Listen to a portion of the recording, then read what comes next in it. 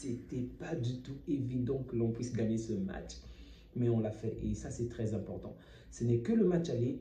Le match retour, on va le jouer à domicile à Montjuic.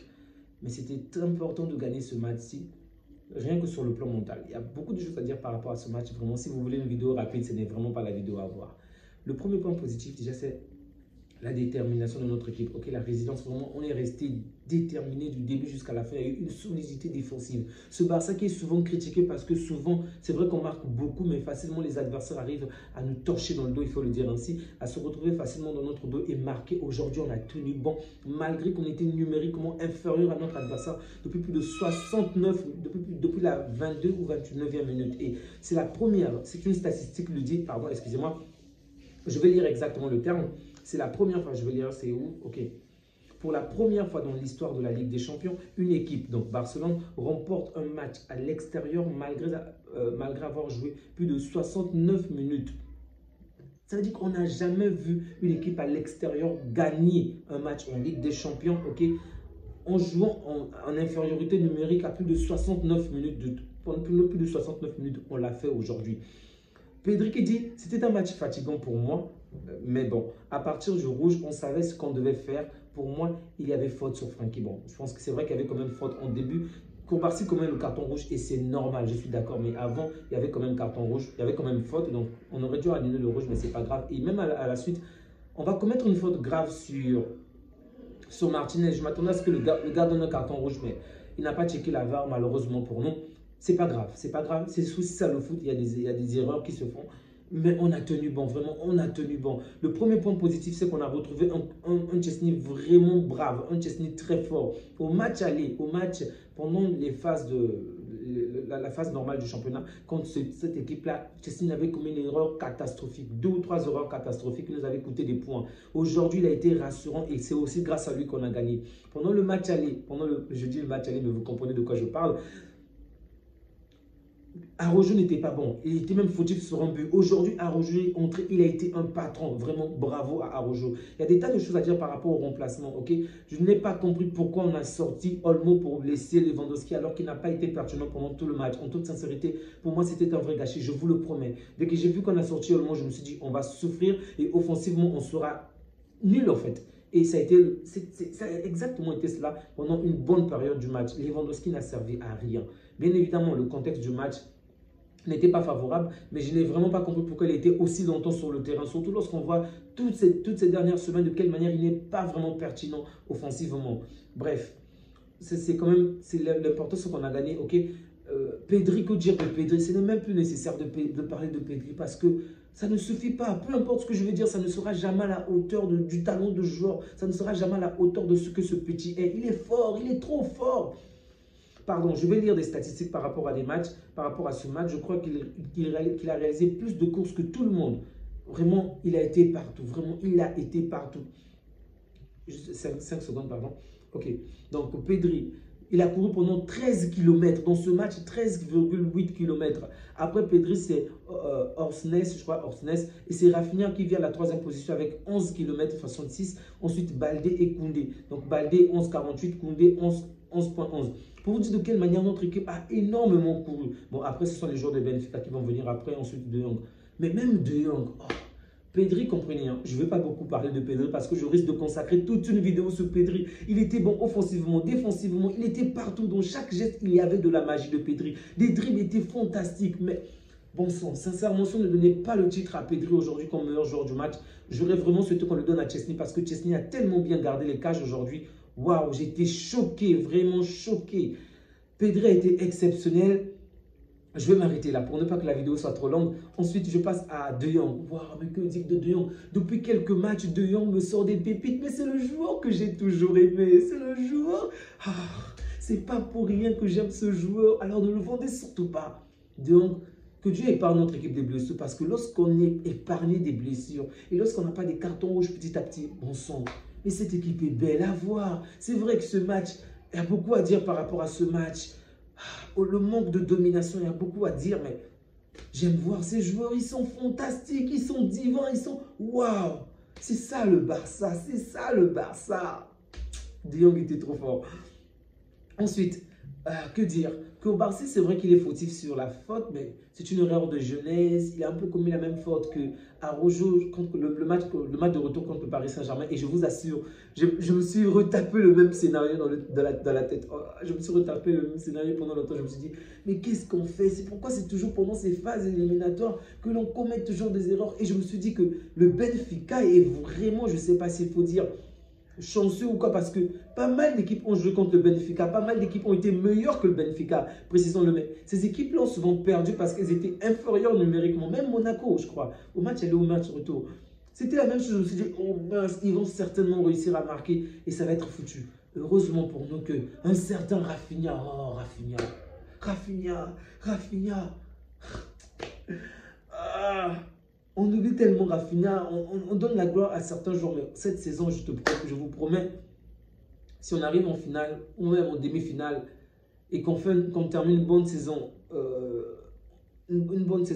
au championnat, vraiment, il faudrait que Rafinha soit top 1 ou top 2 parce que ce qu'il sort est trop bon. Il n'a pas été fameux aujourd'hui, mais une fois encore, comme le buteur qu'il est, il trouve une action, il marque 9 matchs, 9 buts, 4 passes décisives.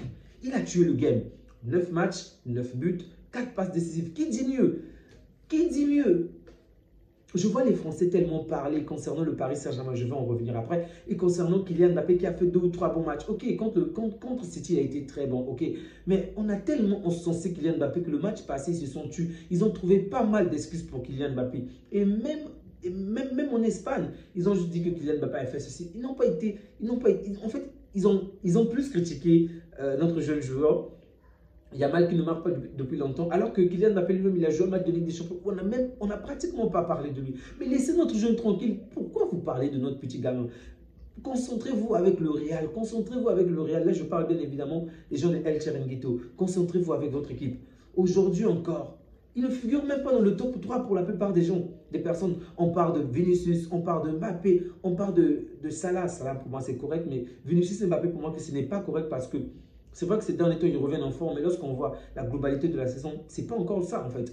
Pour l'instant, Rafinha a plus de régularité. Et même Lewandowski, bien évidemment, ces derniers temps, il est vraiment tombé, mais il a plus de régularité par rapport à eux pour cette saison. Donc, bref, Rafinha, tu mérites d'être dans le top 1, top 2 Ballon d'Or. Vraiment, depuis le début de la saison jusqu'à ce jour, il n'y a pas photo. Tu es trop fort.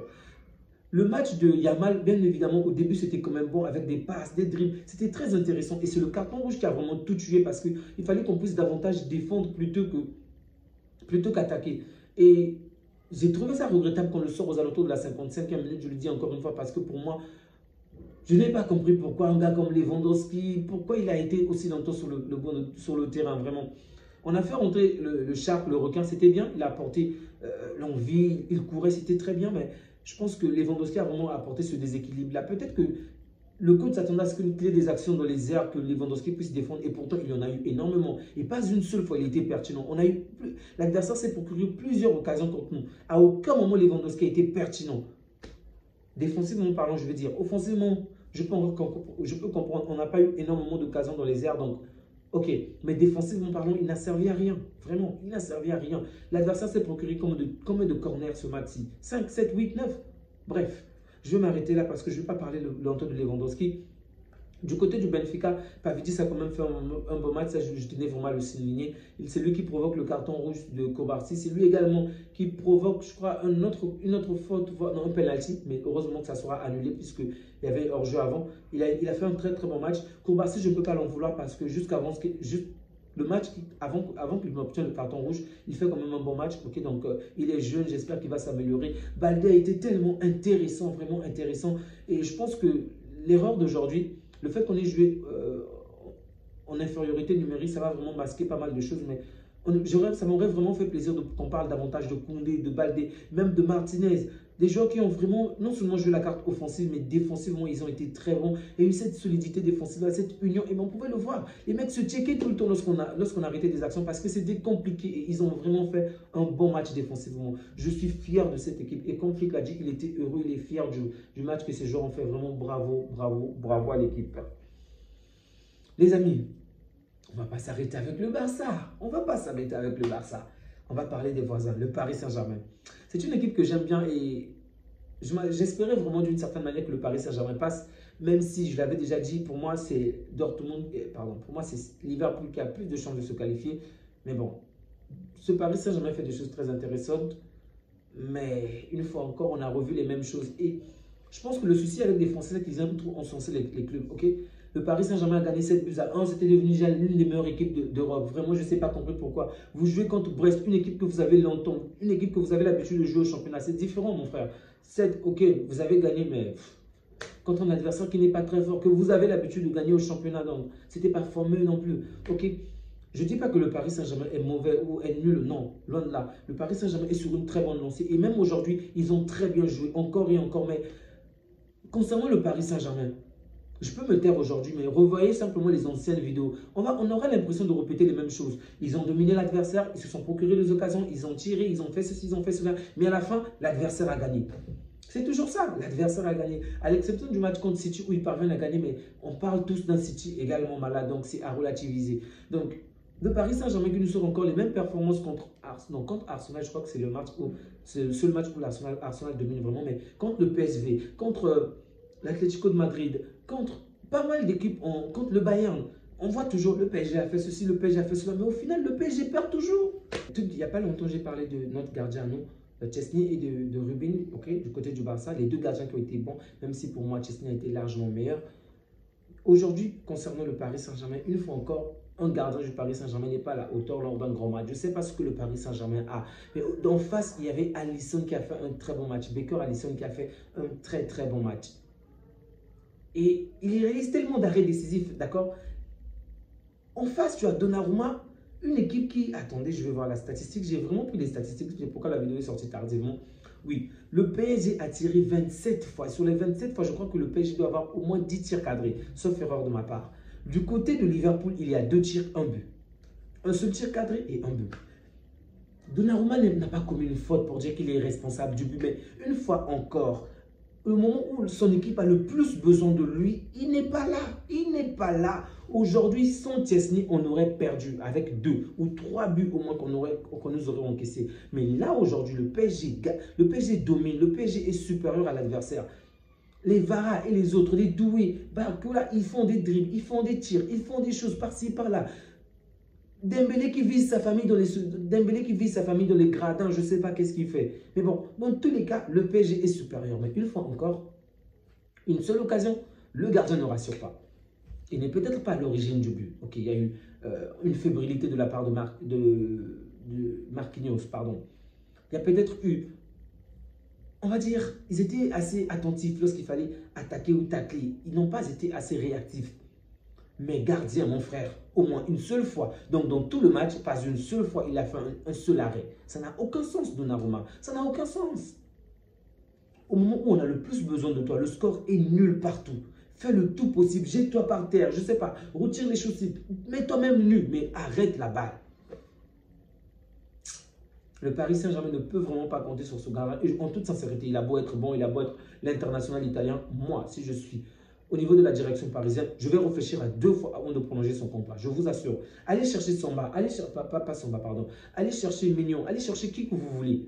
C'est vrai que ces gardiens également vont commettre des erreurs de temps en temps. Mais pas Donnarumma. Parce que toutes les fois qu'on a réellement besoin de lui en Ligue des Champions, il n'est pas là. Il n'est pas là. Et vous nous mettez Poponov, ou Papanov, ou Safonov. Safonov également commet les mêmes erreurs. Bon match de la part du Paris Saint-Germain. Vraiment, c'est encourageant, sincèrement. J'étais vraiment négatif par rapport au score et ça m'a tellement énervé. Mais bon, je m'attendais vraiment à ce scénario-là lorsque je regardais le match. J'ai vu, lorsque Vara a marqué, je me suis dit, tiens, ça pourrait être différent. Après, on a annulé son but. Je me suis dit, ok, ça sera le même scénario finalement. Et là, c'était exactement la même chose. Le Paris Saint-Germain a dominé. Le Paris Saint-Germain était suprême sur toutes les actions. Liverpool n'a pas existé. J'ai vu Ousmane Dembélé vouloir marquer même de corner à lui tout seul.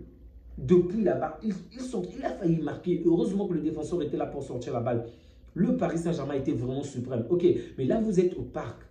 Vous êtes au parc. Vous n'êtes pas à l'extérieur. Et donc, à l'extérieur, ça sera certainement différent. Peut-être que le Paris Saint-Germain va avoir la domination, mais je vois mal Liverpool mettre autant de temps sans marquer.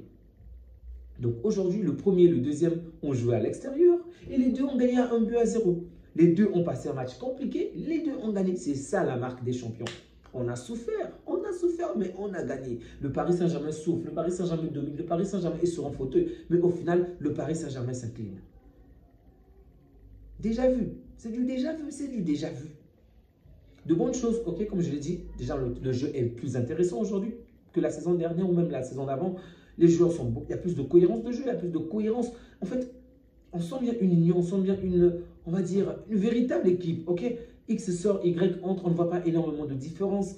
Vara était tellement bon, vraiment Vara était bon. J'étais un peu sceptique le fait qu'on le mette aujourd'hui comme titulaire parce que, à mon goût, il fallait qu'on laisse Doué puisqu'il est sur une bonne lancée, Barcola et autres. Mais Vara vient d'arriver et apparemment il s'est bien adapté, bravo à lui.